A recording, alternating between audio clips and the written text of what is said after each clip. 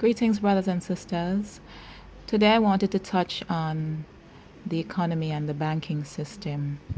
And I'm going to read from second chapter of John. And Jesus went up to Jerusalem and found in the temple those that sold oxen and sheep and doves and the changers of money sitting. And when he had made a scourge of small cords, he drove them all out of the temple, and the sheep and the oxen, and poured out the changers' money, and overthrew the tables. And said unto them that sold doves, Take these things hence, and make not my Father's house a house of merchandise. And I wanted to talk a little bit about the Jamaican economy because when I was born in 77, the Jamaican dollar was stronger than the US dollar. But today it takes you 140 Jamaican dollars to buy one US dollar. And if that same bank was going to pay you now for your US dollar, they would only pay you about $120 or $125. So right there, the money changers, the bankers will make $15 Jamaican from just buying and selling one US dollar. Now I remember in the 90s, the Jamaican dollar was trading around 25, and it started to move from that level because it was at that 25 to 1 level for a very long time. And business people came out. There was a lot of concern about the fact that the Jamaican dollar started to move from that 25 to 1 level. Now, if the dollar is trading at 25 or 30 to 1, a banker cannot make $15 from just one US dollar.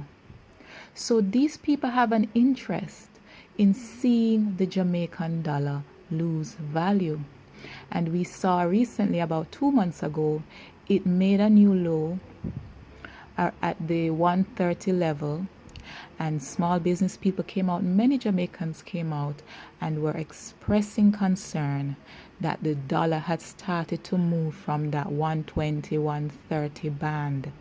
And what we must understand is we have a system where the bankers celebrate when the Jamaican dollar loses value, when the price of food and utilities go up for the majority of people. This is why Jesus was so upset, and this is the only time Jesus became violent, because those who are in the business of making money for just the sake of making money is not in the business of investing in human potential. We have a political system where the last election, a bank took up $32 million and gave 50% to one party, 50% to the other party. They are interested in making a return on their investment. They are interested in seeing the Jamaican dollar go to 150, then 200 to 1. These are the people that celebrate when the high interest rate policy was used during the 90s to collapse the economy in 96, under the guise that they were taking in all this money and paying high interest rate for all this money so that the Jamaican dollar would not lose value.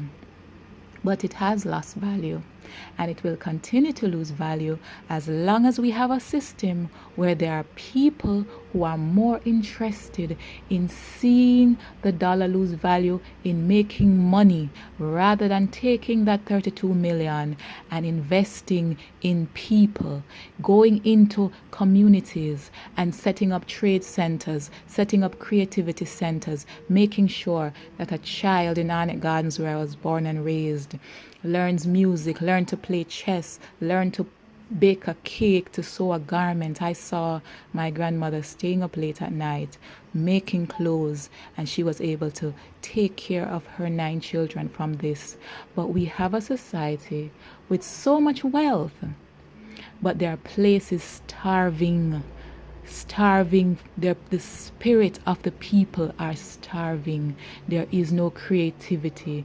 There is no activity taking place in certain communities to lift the spirits of our people, to enrich their souls. So what is the future? It is foolish for us to just want to make money. What will it benefit us to gain all the money in the world, but we have a country of people, of monsters, of soulless men, of men who would gang rape a 14-year-old and then set her on fire?